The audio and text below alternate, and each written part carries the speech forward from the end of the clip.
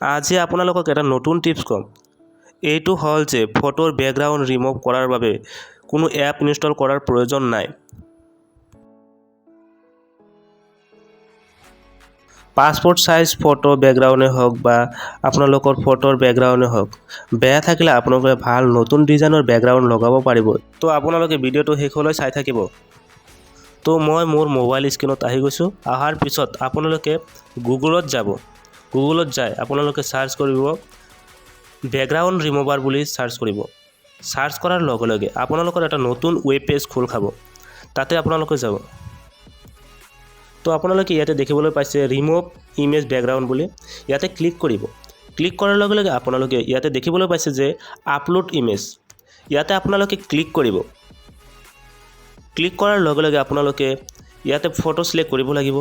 তো আপোনালোকে ব্ৰাউজাৰত ফটো থাকে, যাৰ যাৰ ব্ৰাউজাৰত আছে আপোনালোকে তাতে যাব। আৰু তো যদি ইমেজত থাকে আপোনালোকে ইমেজৰ পৰা এটা ল'ব পাৰে। তো মই ইমেজৰ পৰা লৈছোঁ।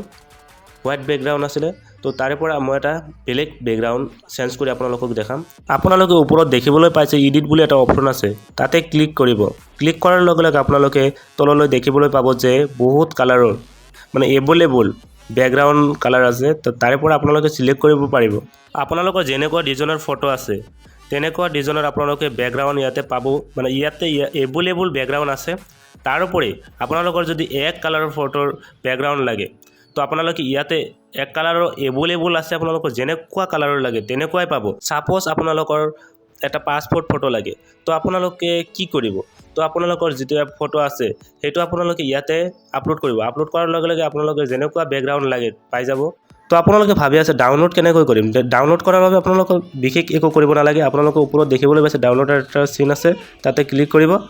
ক্লিক কৰাৰ লগে লগে আপোনালোকে তলত দেখিবলৈ পাব যে ডাউনলোড ইমেজ বুলি এটা অপশ্যন, তাতে ক্লিক কৰিব। তো মই ক্লিক কৰিলোঁ। তো আপোনালোকে ভাবিব পাৰে ডাউনলোড হ'ল না নাই। তো আপোনালোকে ওপৰৰ পৰা টানি দিব। টানি দিয়াৰ লগে লগে আপোনালোকে দেখিবলৈ পাব এটা ক্ৰমৰ পৰা জেপিজি আহিছে, তাতে ক্লিক কৰিব। ক্লিক কৰাৰ লগে লগে আপোনালোকৰ সেই ফটোটো গেলাৰীত গুচি যাব। তো কিবা যদি আপোনালোকৰ কনফিউজ থাকে তেন্তে মোৰ কমেণ্ট ছেকশ্যনত জনাই দিব, মই সলভ কৰিবলৈ চেষ্টা কৰিম। তো থেংক ইউ ফৰ ৱাচিং।